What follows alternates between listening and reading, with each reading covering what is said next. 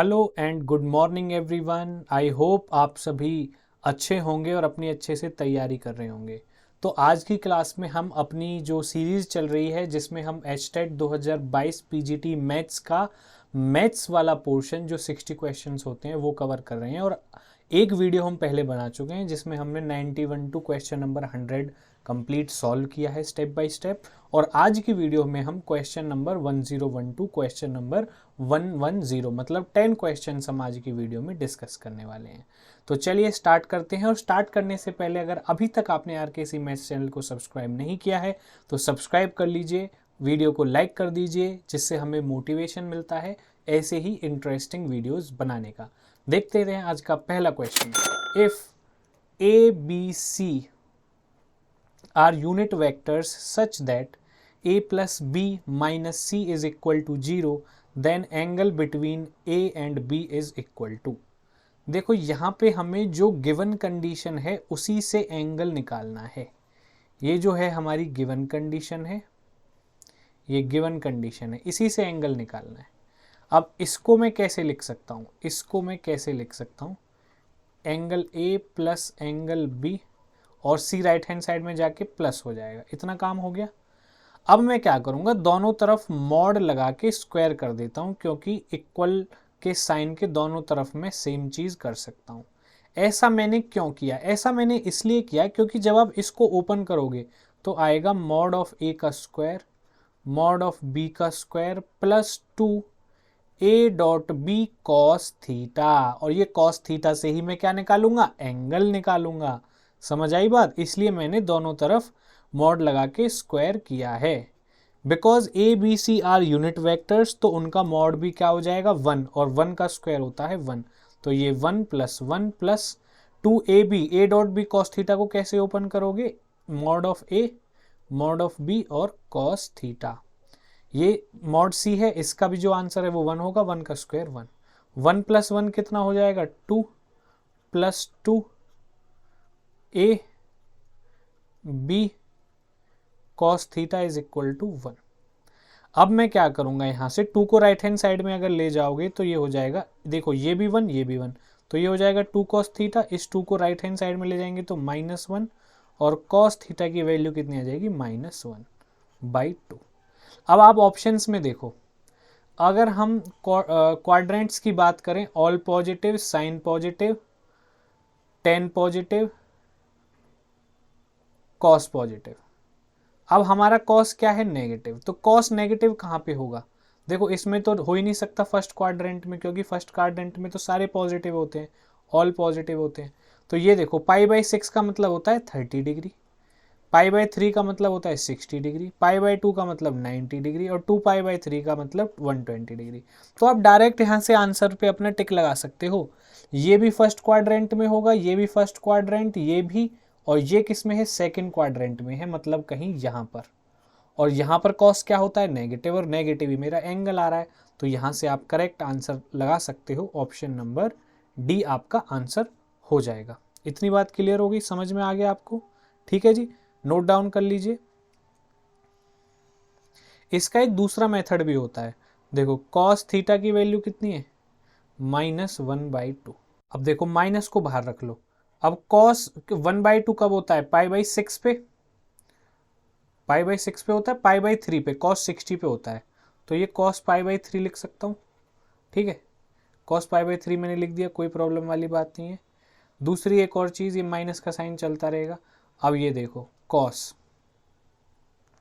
π/3 मतलब 60 में कैसे लिख सकता हूँ, 180 माइनस, ये तो देखो 60 है ना, ये 60 है, cos 180 माइनस 120 लिख सकता हूँ मैं, क्योंकि ये 180 जो है एक्स एक्सिस पे लाई करता है और एक्स एक्सिस पे एंगल चेंज नहीं होता। तो हो जाएगा माइनस कॉस, और 180 में से ये मैं माइनस करूँगा 120 तो 60 आएगा, और 180 माइनस थीटा क्या होता है, थीटा। तो यहाँ पे cos 120 आ जाएगा। और cos 120 को मैं कैसे लिख सकता हूँ, cos 120 को मैं लिख सकता हूँ 2π/3। लेफ्ट हैंड साइड में क्या है, cos थीटा, क्योंकि ये सेकंड क्वाड्रेंट में तो माइनस का रहेगा। थीटा की वैल्यू यहाँ से कंपेयर करोगे तो थीटा की वैल्यू कितनी आ जाएगी, 2π/3। ऐसे भी आप निकाल सकते हो, ये सेकंड मेथड था निकालने का। बाकी जो बेस्ट तरीका वो मैंने आपको पहले ही बता दिया। A b c option first quadrant में होंगे, जो मेरा नेगेटिव आंसर नहीं आएगा, और जबकि मेरा आंसर नेगेटिव आ रहा है तो कॉस सेकंड क्वाड्रेंट में होता है, तो डी ऑप्शन का जो एंगल है वो सेकंड क्वाड्रेंट में है, इसलिए डी पे आप करेक्ट आंसर लगा देंगे। चलते हैं आगे। द पर्टिकुलर इंटीग्रल निकालना है हमें यहाँ पे, तो पर्टिकुलर इंटीग्रल का एक फॉर्मूला नोट डाउन कर लीजिए और याद कर लीजिए। तो जो पर्टिकुलर इंटीग्रल का फॉर्मूला होता है वो हमारा होता है, क्या होता है फॉर्मूला? फॉर्मूला नोट डाउन कर लीजिए, ये होता है आपका 1/d² - 2d multiplied by are. Are मतलब जो राइट हैंड साइड में लिखा है, और y के कोफिशिएंट में जो लिखा है वो मैंने नीचे लिख दिया है यहाँ पे। ये पर्टिकुलर इंटीग्रल निकालने का फॉर्मूला होता है, ठीक है जी। तो सबसे पहले r की वैल्यू पुट कर दो, तो ये हो जाएगा 1/d² - 2d, और r की value ex multiply by sine x। इतना हो गया, इतना क्लियर हो गया। अब यहाँ पे हमें क्या करना होता है, पहले e की पावर x का काम तमाम करेंगे। e की पावर x को देखो, ये मेथड है, ये आपको याद करना पड़ेगा, इस तरीके से समझना पड़ेगा। e की पावर x बाहर निकल जाता है, लेकिन बाहर निकलने से पहले x का जो कॉफिशिएंट है क्या है, 1। तो यहाँ पे हम क्या करेंगे, जहाँ जहाँ पे भी d है उसको d+1 से रिप्लेस कर देंगे, जहाँ जहाँ पे भी d है उसको d+1 से रिप्लेस कर देंगे, और e की पावर x बाहर आ जाएगा, यहाँ पे साइन x बचेगा।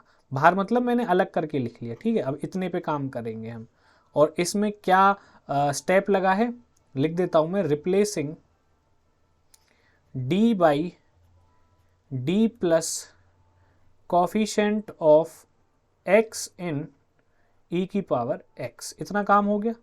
अब इसको चलो ओपन कर देते हैं, e की पावर x बाहर रहेगा, ऊपर साइन x, d+1 का होल स्क्वायर, d² + 1 + 2d, ये कितना जाएगा -2d + 2, और अब 2d से 2d कैंसिल, d² + 3 नीचे आ जाएगा, ठीक है ना। अब ये हो जाएगा आपका e की power x sine x divided by d² + 3। अब देखो, अब e की पावर x बाहर हो गया, अब साइन x पे ये काम करना है। किस पे काम करना है? साइन x पे। देखो, जब e की पावर में जो कोई भी फंक्शन होता है उसका जो कॉफिशिएंट होता है उसको मैं d में प्लस करके रिप्लेस कर देता हूं d से, लेकिन जब साइन x बचेगा, जब मेरे पास क्या बचेगा, साइन x। अब देखो यहाँ पे ex का काम हो गया, अब ex का नहीं, अब साइन x में क्या करेंगे, अब यहाँ पे जो स्टेप आएगा, replacing d by minus of coefficient of x का स्क्वायर से रिप्लेस करेंगे, ठीक है ना। जो अब हमारा साइन x है, साइन x के लिए हो रहा है ये वाला स्टेप, ठीक है ना। अब ये e की पावर x तो ऑलरेडी था, साइन x भी मैंने बाहर लिख लिया। अब यहाँ पे क्या करेंगे हम, जहाँ जहाँ पे d है उसकी जगह पे कॉफिशिएंट ऑफ x का माइनस करके स्क्वायर कर देंगे। x का कॉफिशिएंट 1 है, तो इसके सामने माइनस लगाओ, 1 का स्क्वायर + 3। इतना काम हो गया। अब e की पावर x साइन x, और माइनस यहाँ पे 1 का स्क्वायर 1, 3 में से 1 गया तो 2, नीचे कितना आ जाएगा 2। और मैं इसको कैसे लिख सकता हूँ, 1/t e की पावर x 1/2 e की पावर x साइन x। ठीक है जी, क्लियर, कोई समस्या? 1/2 e की पावर x साइन x, ये आपका करेक्ट आंसर हो जाएगा। नोट डाउन कर लीजिए या स्क्रीनशॉट ले लीजिए। चलते हैं अगले क्वेश्चन पर। 3 vertexes out of 6 vertexes of regular hexagon, मतलब एक ऐसा क्लोज्ड फिगर जिसमें 6 इक्वल साइड्स हैं, वो होता है रेगुलर हेक्सागन। रेगुलर का मतलब होता है इक्वल साइड्स वाला। तो मैं एक हेक्सागन बना लेता हूं, ये देखो मैंने एक हेक्सागन बना लिया। इसकी सारी साइड्स क्या होती हैं, इक्वल, क्योंकि रेगुलर वर्ड आ रहा है। रेगुलर हेक्सागन में सारी साइड्स क्या होती हैं, इक्वल। तो एक अब क्या बोल रहा है वो कि भाई हमें 3 वर्टेक्सेस चूज करने, क्योंकि ट्राइंगल बनाने के लिए 3 वर्टेक्स चाहिए। और कैसा ट्राइंगल बनना चाहिए, इक्विलेटरल ट्राइंगल। क्या बनना चाहिए, इक्विलेटरल ट्राइंगल। इक्विलेटरल ट्राइंगल बनाने का इस हेक्सागन के 3 पॉइंट से केवल एक तरीका होता है, अल्टरनेट पॉइंट्स को ज्वाइन करना। नोट डाउन कर लेना, दिमाग में बैठा लेना, अल्टरनेट पॉइंट्स को ज्वाइन करना। जैसे कि मैं अभी बता देता हूं, ये पॉइंट ले लो, इसके बाद ये छोड़ दो, मतलब एक छोड़ के एक लेना। अब इसको ले लो, अब इसको छोड़ दो, ये बच गया। अब ये 3 पॉइंट बन गए। अब इन 3 पॉइंट को जब आप ज्वाइन करेंगे, ये इससे ज्वाइन, ये इससे ज्वाइन, ये इससे ज्वाइन, तो जो ट्राइंगल बनेगा ये कैसा बनेगा, इक्विलेटरल ट्राइंगल। और दूसरे तरीके से हम कैसे बना सकते हैं, अब फिर अल्टरनेट ले लो, ये ले लो, इसको छोड़ दो, ये ले लो, इसको छोड़ दो, ये ले लो, ले लिए। अब लाइन ड्रॉ कर लो, इसको इससे ज्वाइन किया, इसको इससे ज्वाइन किया, इसको इससे ज्वाइन किया। तो जो हमारे पास दो ट्राइंगल्स बने हैं, ये दोनों ट्राइंगल्स कैसे हैं, इक्विलेटरल ट्राइंगल्स। तो इस टाइप की सिचुएशन में only two equilateral triangles are possible. ठीक है जी, बेशक आप बना के देख लेना। इक्विलेटरल ट्राइंगल्स तो बहुत सारे बन जाएंगे, लेकिन इक्विलेटरल ट्राइंगल 2 ही बनेगा इस सिचुएशन में अंदर। तो अब मेरे जो ये क्या हो गए, मेरे फेवरेबल केसेस, क्या हो गए, फेवरेबल केसेस, क्योंकि 2 ही बनेंगे, बना के देख लेना। अब टोटल केसेस क्या होंगे, total triangles possible, total cases will be equal to total triangle possible. अब सिंपल सी बात है भाई साहब, देखो कितने पॉइंटर हेक्सागन में, 6 वर्टेक्सेस हैं, 1 2 3 4 5 6 वर्टेक्स हैं। तो टोटल ट्राइंगल कितने बनेंगे, 6 में से कोई भी 3 पॉइंट ले लो, क्योंकि 3 पॉइंट्स 3 वर्टेक्स से मिलकर ही तो बनता है। 6c3 को कैसे लिख सकते हैं, 6 factorial divide by 6 minus 3 factorial multiplied by 3 factorial, NCR को ओपन करने का तरीका। तो ये हो जाएगा 6 फैक्टोरियल, नीचे 3 फैक्टोरियल मल्टीप्लाई बाई 3 फैक्टोरियल। आगे और ओपन कर लो, इसको कितना आ जाएगा, ये 3 तो हट जाएगा, ऊपर लिख लो 4 5 6 और नीचे आ जाएगा 6, 6 से 6 कैंसिल, कितना हो गया 20। ये कितने हो गए आपके total cases. Favourable cases 2 triangle बनाना पॉसिबल था, तो इसकी जो प्रोबेबिलिटी है, रिक्वायर्ड प्रोबेबिलिटी आपकी क्या आ जाएगी, 2/20, मतलब 1/10 इसका क्या हो जाएगा आंसर। नोट डाउन कर लेना। चलते हैं अगले क्वेश्चन पर। अब देखिए ये एक सिचुएशन है, आपके पास एक मैट्रिक्स, एक डिटर्मिनेंट दिया हुआ है इक्वल टू 0। तो एबीसी की वैल्यू पूछ रहा है कि एपी में होगी, जीपी में, एचपी में। देखो एपी में कब होती है एबीसी, जब twice of B is equal to A plus C में हो, ये एपी की कंडीशन है। जब B square is equal to A C हो, ये जीपी की कंडीशन है। और जब 1/2b is equal to 1/a plus C, मतलब एपी का रेसिप्रोकल, तब एचपी होती है। बस ये 3 कंडीशन में से आपको देखना है कौन सी कंडीशन बन रही है। ये कंडीशन कैसे बनेगी, ये देखो खुद ही हिंट दे रखा है क्वेश्चन में। क्या निकालना है, डिटर्मिनेंट। ठीक है जी, डिटर्मिनेंट निकालने से पहले मैं इस क्वेश्चन को थोड़ा आसान कर लेता हूँ, जिससे कि डिटर्मिनेंट निकालना क्या हो जाए मेरे लिए बहुत ज़्यादा आसान, वरना गलती हो सकती है और क्वेश्चन की लेंथ भी बढ़ सकती है और टाइम भी ज़्यादा लग सकता है। ठीक है जी, तो अब मैं क्या करूँगा, कॉलम 3, देखो ये कॉलम 3 है, ये कॉलम 2 है, ये कॉलम 1 है। कॉलम 3 पे मैं एक ऑपरेशन लगाता हूँ, कॉलम 3 माइनस कॉलम 1 में मैं क्या करता हूँ, अल्फा से मल्टीप्लाई, अल्फा कॉलम 1, इतना हो जाएगा। और ये माइनस कर दिया, प्लस में कॉलम 2, ये माइनस कर देता हूँ भाई साहब। ये माइनस करूंगा तो क्या हो जाएगा, कुछ नहीं होगा, सी, ये ए बी सी तो सेम ही रहेगा कॉलम 1 में, A alpha plus B, B C, B alpha plus C. Column 1 और कॉलम 2 अनचेंज रहेंगे क्योंकि मैं कॉलम 3 पे अप्लाई कर रहा हूँ। अब कॉलम 3 में जाओ, कॉलम 3 में मैं क्या करूँ, कॉलम 3 में से माइनस कर रहा हूँ अल्फा C1। कॉलम 3 को पहले मैं लिख देता हूँ यहाँ पे, चलो ए अल्फा प्लस बी, माइनस क्या कर रहा हूँ अल्फा C1, तो अल्फा ए प्लस बी, ये माइनस कर रहा हूँ। ऐसे ही नीचे, अब बी अल्फा प्लस सी ऑलरेडी है, माइनस में अल्फा बी प्लस सी, और लास्ट में 0 में से क्या माइनस कर रहा हूँ, इसमें अल्फा आएगा तो अल्फा स्क्वायर ए प्लस अल्फा बी, प्लस में है जी C2, तो ये हो जाएगा सिंपल बी अल्फा प्लस सी। अब मैंने ऐसा क्यों किया, ऐसा इतना मैंने क्यों किया, ये पूरा 0 बन गया। आई बात समझ में, ये पूरा क्या बन गया 0, मैं यहीं पे लिख देता हूँ, ये 0 बन गया, ये भी 0 बन गया। तो मेरे पास अब जो सिचुएशन बनी वो ये बनी, A B, A alpha plus B, B C, B alpha plus C, 0 0। अब बस इसको ओपन करके लिख लो, ये बन जाएगा आपका minus alpha square minus alpha beta minus beta B alpha plus C, beta नहीं है बी है सॉरी, तो ये हो गया। अब इसका डिटर्मिनेंट निकालना आसान है, कॉलम 3 के अलोंग मैं इसको एक्सपेंड कर देता हूँ। तो अब मैं इसके अलोंग, जब ये तो जीरो, इसको भी छोड़ दो इसको भी छोड़ दो, इसके अलोंग करना है बस, तो इनकी मल्टीप्लाई करनी पड़ेगी बस हमें, और ये मल्टीप्लाई में आ जाएगा इसके में, तो plus alpha B plus B alpha plus C multiply में A C minus B square is equal to zero. अब देखो एक इज इक्वल टू जीरो है, या तो ये जीरो के इक्वल होगा या ये जीरो के इक्वल होगा। अगर ये जीरो के इक्वल हो जाएगा तो अल्फा भी जीरो हो जाएगा पूरा, क्या हो जाएगा, अल्फा जीरो हो जाएगा, नहीं हो जाएगा, यस ठीक है ना। तो ये अगर जीरो के इक्वल हो जाएगा तो मेरा पूरा काम क्या हो जाएगा, खराब हो जाएगा। क्यों, क्योंकि अगर अल्फा ही जीरो हो गया या बी या सी में से कोई चीज़ जीरो हो गई तो मेरा ए बी सी जीरो हो जाएगा, तो कुछ बचेगा ही नहीं फिर। तो समझ में आ रही है बात, ए बी सी तो एग्जिस्ट करना चाहिए ना। तो अगर मैं यहाँ पे ये पूरा जीरो कर दूँ तो मेरा कोई भी सेंस नहीं बनेगा, क्योंकि इसको जीरो होना पड़ेगा पूरा पहले, है ना। तो अब मैं इसको क्या करता हूँ, ए सी माइनस बी स्क्वायर के इक्वल जीरो के इक्वल कर देता हूँ। अब यहाँ से आपको क्लियर दिख रहा है जीपी बन रहा है, क्यों, क्योंकि A C B square right hand side में जाएगा तो बी स्क्वायर आपको डायरेक्टली भी दिख जाएगा, क्योंकि इसमें से तो कुछ बनता दिख ही नहीं रहा। यहाँ से आप डायरेक्ट देखो ना, बन रहा है सीधा सीधा B square is equal to A C. अब B square is equal to A C किसकी कंडीशन है भाई साहब, आ जाओ देख लो,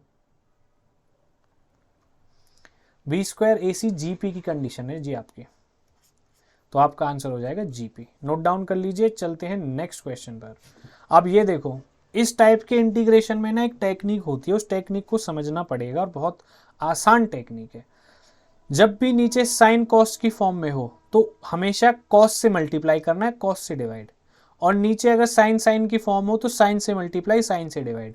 तो इस सिचुएशन में हम ऊपर कॉस से मल्टीप्लाई करेंगे और कॉस से डिवाइड करेंगे। कॉस से डिवाइड कर दिया बाहर और ऊपर कॉस से मल्टीप्लाई कर दिया। एंगल में तो सर आपने कुछ नहीं लिखा, अभी लिखूंगा और ये भी बताऊंगा कि कैसे लिखते हैं। यहाँ पे देखो ये ए है ये बी है, तो इनका डिफरेंस ले लो, ऊपर भी और यहाँ भी, और ये dx में। इतना काम समझ में आ गया। 1/cos को कैसे लिख सकते हो, sec a माइनस बी।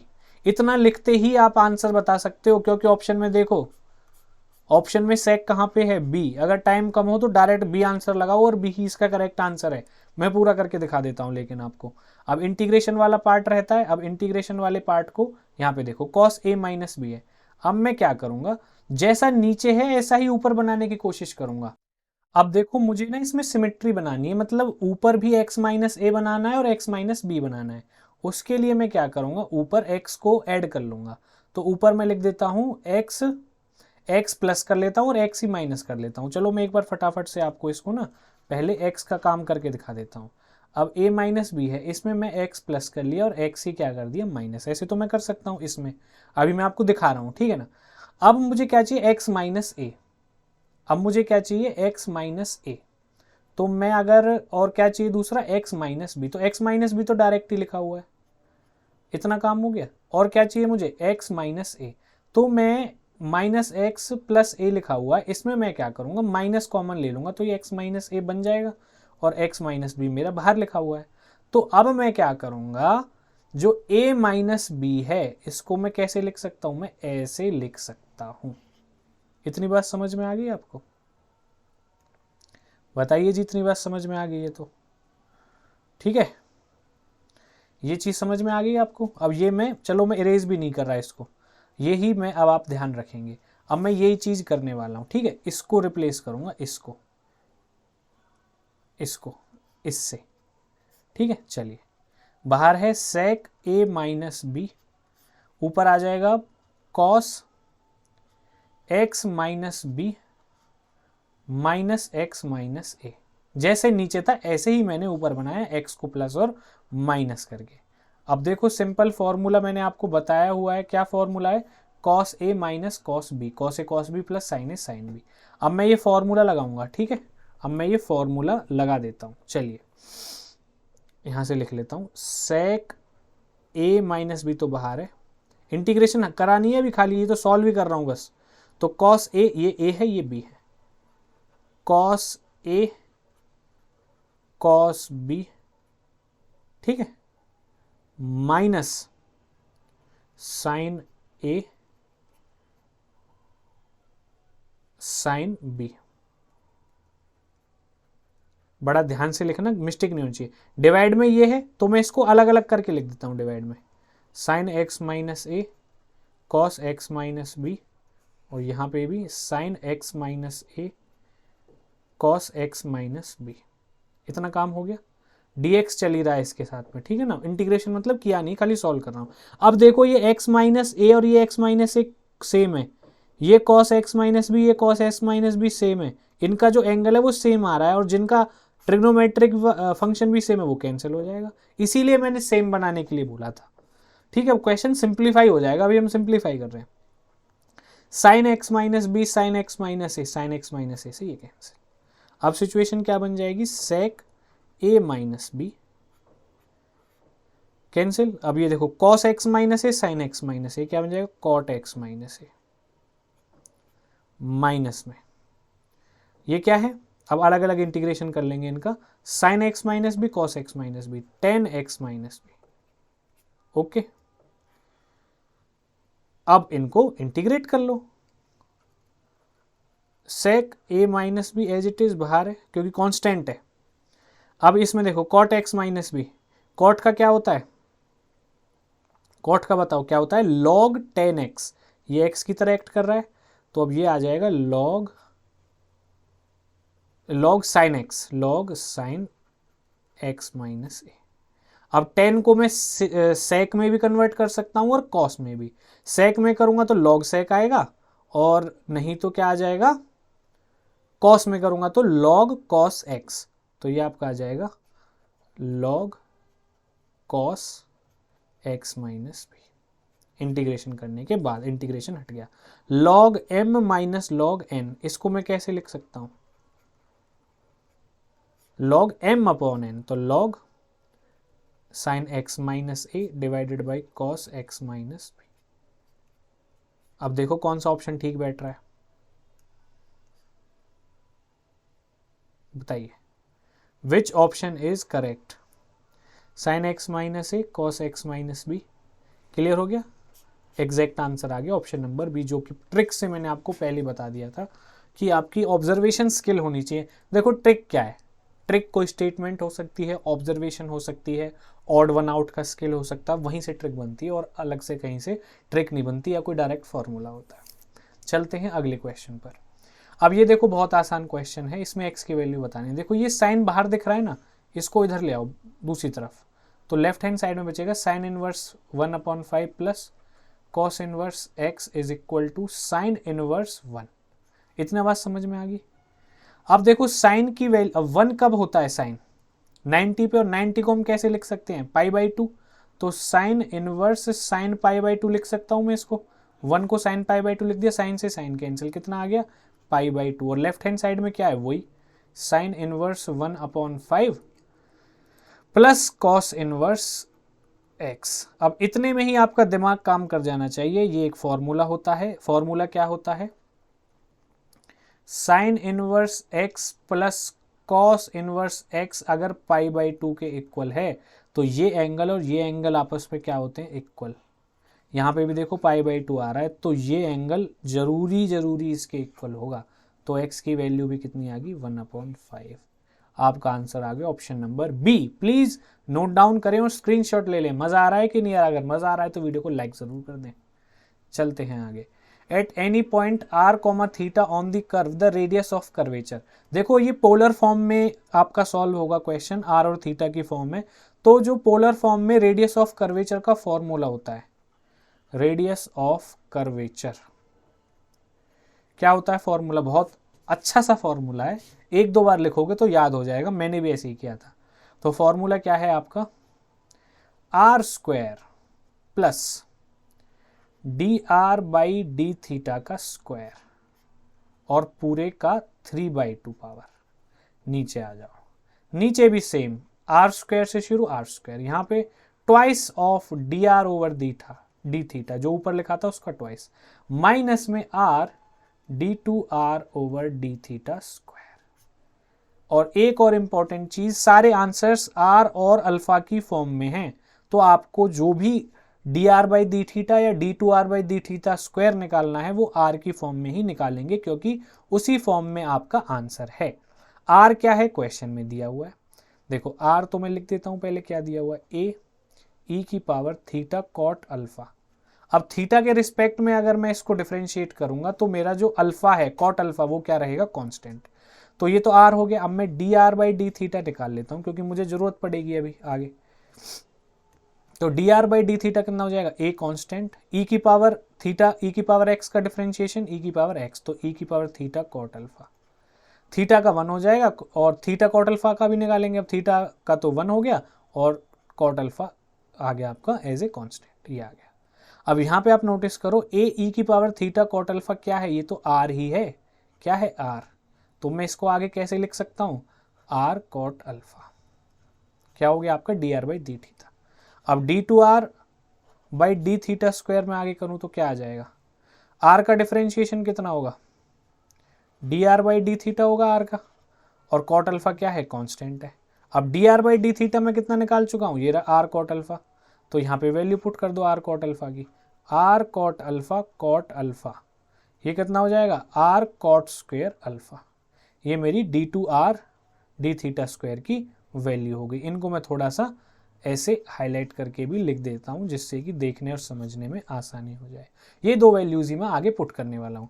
अब जोश में आके आर की वैल्यू यहाँ से पुट मत कर देना, क्योंकि ये नहीं चाहिए मुझे तो आर में ही है आंसर। सारे ऑप्शन देख लो, ऑप्शन के हिसाब से हमें चलना है, क्योंकि आंसर निकालना है ना, क्वेश्चन में फंसना थोड़ी है, आंसर निकालना है। तो अब वैल्यू पुट कर लेते हैं, ठीक है। तो आर स्क्वायर को आर स्क्वायर ही रहने दो ऊपर। D are by D theta कितना था, r cot alpha. R cot alpha का स्क्वायर करूंगा तो r square cot square alpha, और पूरे का रेज टू पावर 3/2। ओके की रिपोर्ट, आगे चलते हैं। अब नीचे क्या है, आर स्क्वायर को आर स्क्वायर रहने दो। 2 d are by D theta कितना है, आर कॉट अल्फा का स्क्वायर कर दो, r square cot square alpha, minus में इतना हो गया ना, ये इतना हो गया, यहां तक हो गया। अब माइनस में क्या है, आर की multiply d two are by D theta square, r तो ये d two are by D theta square क्या है, ये आर कॉट स्क्वायर अल्फा। तो आर में आर कॉट स्क्वायर अल्फा में आर मल्टीप्लाई करूंगा तो r square cot square alpha. इतना काम आपका हो गया, बस। अब तो कुछ नहीं है, यहाँ पे आर स्क्वायर कॉमन, तो आर स्क्वायर कॉमन ले लूंगा, रेज टू पावर में क्या है 3/2, अलग अलग कर लो। अंदर क्या बचेगा, अंदर बचेगा 1 plus cot square alpha raise to power 3/2। नीचे क्या बचेगा, नीचे क्या कर सकता हूँ, नीचे भी आर स्क्वायर कॉमन ले सकता हूँ, आर स्क्वायर कॉमन ले लिया, 1 plus 2 cot square alpha minus cot square alpha. अब 1 प्लस कॉट स्क्वायर अल्फा को मैं कैसे लिख सकता हूँ, इसको मैं लिख सकता हूँ कोसिकेंट स्क्वायर थीटा, इसको। तो अब मैं इसको लिख देता हूँ, इसको ये 2 से कैंसिल हो जाएगा, ऊपर बचेगा आर क्यूब, और ये कितना बचाएगा, cosecant square alpha raise to power में 3/2 कर दूंगा, तो मैं 2 से 2 कैंसिल हो जाएगा, ये 3 आ जाएगा। क्या आ जाएगा, ये 3। नीचे आर स्क्वायर है, आर स्क्वायर लिख दो, और 2 कॉट स्क्वायर अल्फा में से कॉट स्क्वायर अल्फा जाएगा तो 1 कॉट स्क्वायर अल्फा, तो ये आ जाएगा 1 plus cot square alpha. R square से ये कैंसिल, ऊपर सिर्फ एक आर बचेगा, और यहाँ पे क्या है, कोसिकेंट क्यूब अल्फा, और नीचे 1 प्लस कॉट स्क्वायर अल्फा को लिख सकते हो कोसिकेंट स्क्वायर अल्फा, तो ये कैंसिल कर देगा, बस क्या बचेगा ऊपर, r cosecant alpha. R cosecant alpha देखो कहाँ पे, ये रहा, ऑप्शन नंबर बी आपका करेक्ट आंसर हो जाएगा। समझ में आई बात। चलते हैं अगले क्वेश्चन पे, एक बार जरूर खुद से करके देखना वरना सब कुछ भूल जाओगे, ठीक है ना। ये फॉर्मूला था, ये फॉर्मूला आपको याद करना पड़ेगा, ये वाला। अब देखो, the inverse of a matrix will not exist when a is equal to. देखो इनवर्स क्या होता है, इनवर्स का फॉर्मूला देखो, एडजॉइंट ऑफ ए कोई मैट्रिक्स है तो उसका inverse a inverse is equal to adjoint of matrix a divided by determinant of matrix a. Here determinant of a can not be equal to 0, क्योंकि अगर ये 0 बन गया तो मेरा इनडिटर्मिनेंट फॉर्म बन जाएगी, आंसर तो आएगा ही नहीं। तो कंडीशन क्या होती है, डिटर्मिनेंट 0 के इक्वल नहीं हो सकता, तो ये इसका डिटर्मिनेंट निकाल लो और नॉट इक्वल टू 0 कर दो, ठीक है ना। हाँ मतलब 0 कर दो इक्वल टू, तभी तो एग्जिस्ट नहीं करेगा। तो डिटर्मिनेंट निकाल लो। फर्स्ट कॉलम के अलॉन्ग मैं इसको एक्सपेंड कर देता हूँ, तो 1 और ये आ जाएगा 2 माइनस 5, फिर 1 के, लेकिन ये -1 आएगा क्योंकि कौन सी पोजीशन पे 2,1 पे है, तो ये आ जाएगा a माइनस 2, फिर 2 के, ये 3 1 पोजीशन पे मतलब 4, इसके सामने प्लस रहेगा और 3 लिख दिया, 2 है ये 2, और ये हो जाएगा आपका 5a minus 4 is equal to 0 अगर हो गया तभी तो क्या होगा, will not exist, inverse exist नहीं करेगा। तो नहीं करेगा के लिए डिटरमिनेंट को 0 के इक्वल इक्वेट कर दो, a की वैल्यू निकाल दो, तो यह आ जाएगा -3 minus a plus 2 plus 10a minus 8 is equal to 0। 10 में से 1 गया तो 9a, 8 और 3 कितना होता है 11, 8 और 3 11, 11 में से 2 गया तो 9, minus 9 is equal to 0। 9a is equal to 9 और a की वैल्यू 9/9, कितना आ गया आंसर 1। ऑप्शन नंबर बी आपका करेक्ट आंसर हो जाएगा। आसान क्वेश्चन था। चलते हैं अगले क्वेश्चन पर। अगर अभी तक आप हमारे साथ पहुंच चुके हो तो प्लीज़ वीडियो को लाइक कर दें, चैनल को सब्सक्राइब कर लें। चलते हैं क्वेश्चन नंबर 110 पर। देखो इसमें फॉर्मूला लगेगा, बाइनोमियल मेथड जो होता है जिसमें हम क्या निकालते हैं, आपकी प्रोबेबिलिटी निकालते हैं। कैसे प्रोबेबिलिटी निकालते हैं, मैं लिख देता हूं फॉर्मूला क्या है। Formula probability of getting exactly R success. R success अभी समझ में आएगा। इसका जो फॉर्मूला है वो हो जाएगा आपका NCR P raise to power R Q raise to power N minus R। अब यहां पे जो ये P है,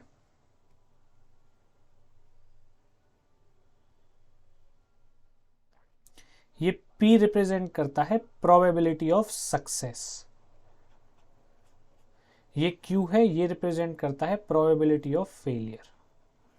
ये सब चीज समझाऊंगा, बस ये फॉर्मूला यूज होने वाला। आप इस चीज को मैं आपको एक आइडिया दे रहा हूं, ठीक है ना। अब चलते हैं जी आगे, इससे चलते हैं आगे। अब देखो उसने बोला है कि भाई 10 कॉइन्स को टॉस कर रहे हैं, तो सबसे पहले टोटल केसेस समझो कैसे निकालेंगे।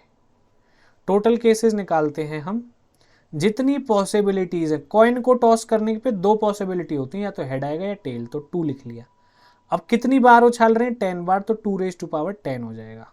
इसको आगे सॉल्व करोगे तो 1024 आ जाएगा। ये होते हैं आपके टोटल केसेस। ये बात क्लियर होगी। अब मुझे क्या समझना है कि P की वैल्यू क्या है। देखो सक्सेस आने की प्रोबेबिलिटी क्या है। अब उसने कह रहा है 7 हेड्स, हेड्स आना सक्सेस है क्योंकि इसमें प्रोबेबिलिटी हेड्स की निकालनी है। तो हेड की प्रोबेबिलिटी क्या है, 1/2 है। अब फेलियर की कैसे निकालते हैं, 1 माइनस P, तो 1 माइनस 1/2 करूंगा, ये भी 1/2 आ जाएगी। तो P और Q मेरी कितनी आ गई, 1/2 आ गई। इतनी बात समझ में आ गई। अब N क्या है, मेरा नंबर ऑफ ट्रायल्स। N की वैल्यू कितनी आ जाएगी, 10। और R की वैल्यू कहां से डिसाइड होगी, जितने उसको चाहिए। देखो एटलीस्ट 7 है, एटलीस्ट 7 हेड्स है, तो 7 चाहिए। 7 भी फेवरेबल है, 8 भी फेवरेबल है, 9 भी फेवरेबल है, 10 भी फेवरेबल है। तो मैं 7, 8 और 9, 10 के लिए चेक करूंगा, फॉर्मूला लगाऊंगा और सबको ऐड कर दूंगा, और वो ही मेरी R की वैल्यू होगी। R की वैल्यू पहले 7, फिर 8, फिर 9, फिर 10, ठीक है। क्योंकि R सक्सेस, कितने सक्सेस चाहिए उसको, तो फेवरेबल केसेस क्या है, मिनिमम उसको 7 हेड्स चाहिए। 7 हेड्स वाला भी चलेगा, 8 हेड्स आगे तब भी चलेगा, 9 हेड्स आगे तब भी चलेगा, 10 हेड्स आगे तब भी चलेगा। तो अब मैं 1 बाई 1 ये सॉल्व करूंगा और सबको फिर लास्ट में ऐड कर दूंगा। अब पहले मैं क्या कर लेता हूं, गेटिंग एटलीस्ट 7, मतलब 7 चलेगा, गेटिंग 7 हेड्स, ये प्रोबेबिलिटी में निकाल लेता हूं। कहां से, इस फॉर्मूले में पुट करके। n की वैल्यू 10 है तो 10CR, R कितना है, देखो 7 हेड चाहिए ना, तो 10C7 लिखो। यहाँ पे R की वैल्यू कितनी हो जाएगी, R की वैल्यू हो जाएगी 7।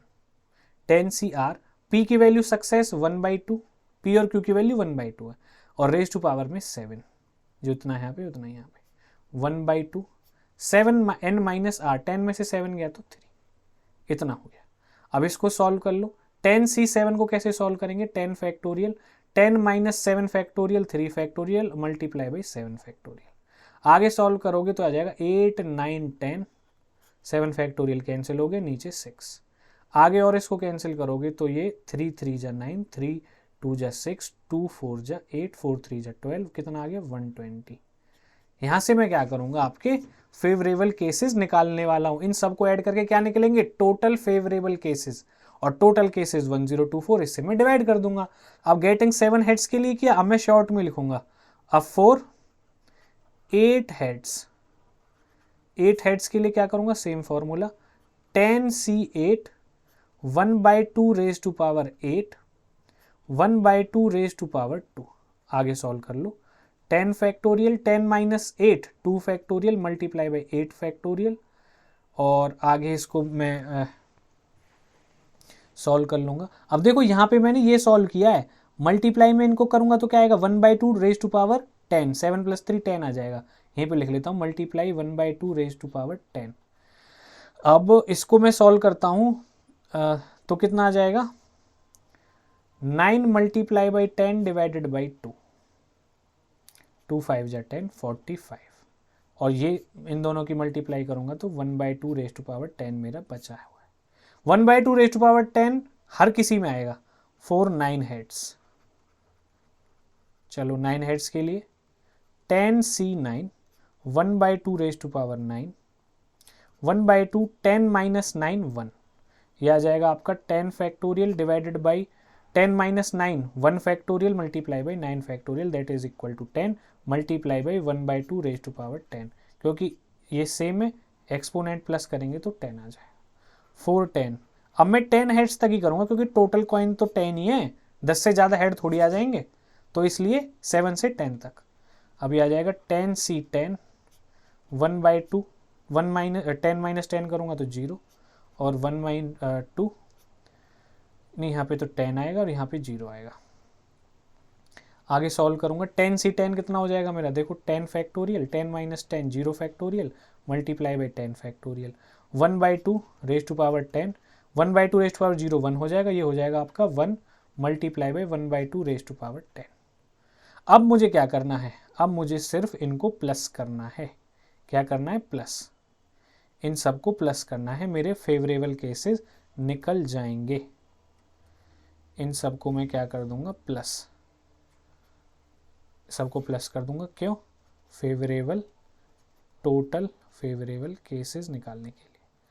देखो प्लस कर लो, 1/2 रेज टू पावर 10 तो कॉमन है, तो मैं इसको बाहर लिख लेता हूं, 120 प्लस 45 प्लस 10 प्लस 1, कितना आ गया 1/2 रेज टू पावर 10, प्लस कर लो जी 55 56, 120 में 56 ऐड करूंगा तो कितना आ जाएगा, यह आ जाएगा 6 7 और 1। क्लियर हो गया। अब इसको और आगे कैसे सॉल्व कर सकते हैं, चलिए अब 176 को मैं कैसे लिख सकता हूँ, 176 को कितने में लिख सकता हूँ मैं, इसको प्राइम फैक्टराइजेशन कर लेते हैं, इसका भी कर लो, चलो 176 का यहाँ पे कर लेता हूँ, 176 का प्राइम फैक्टराइजेशन, 2 8 जा 2 8 जा 44 2 2 1 1 1 2 3 4, 2 raise to power 4 multiply by 11, 2 raise to power 4 multiply by 11, तो ये कैंसिल हो गया, यहाँ पे 6 बचा, तो ये आ जाएगा 1/2 raise to power 6 multiply by 11, यह आ जाएगा 11/2 2 जा 4 2 जा 8 64, 11/64 आ रहा है। कितना आ रहा है जी, 11/64। तो ये तो आंसर ही निकल गया हमारा, डायरेक्ट निकल गया, आंसर ही निकल गया। डिवाइड करने की ज़रूरत नहीं है इसमें, क्योंकि ये इसमें इन्वॉल्व होता है, इसको डिवाइड करने की ज़रूरत ही नहीं है मेरे दोस्तों। इस चीज़ को आप बेशक मत लिखो, इसमें डायरेक्ट जो निकलता है वही आपका क्या निकल जाता है, आंसर निकल जाता है। ओके, तो मेरा कौन सा करेक्ट ऑप्शन हो जाएगा, 11/64, ऑप्शन नंबर डी, यही मेरा क्या हो जाएगा आंसर। प्लीज़ नोट डाउन कर लेना, सब्सक्राइब कर लेना चैनल को, और ऐसे ही वीडियोज़ आते रहेंगी। और अगली वीडियो में हम 111 क्वेश्चन से स्टार्ट करेंगे। बहुत मेहनत लगती है वीडियो को बनाने में। प्लीज़ वीडियो को लाइक करें, सब्सक्राइब करें और शेयर करें अपने फ्रेंड्स के साथ जो कि एचटेट की तैयारी कर रहे हैं या सिमिलर टाइप ऑफ एग्जाम्स की तैयारी कर रहे हैं। चलिए मिलते हैं आपसे अगली वीडियो में, तब तक के लिए take care and bye bye.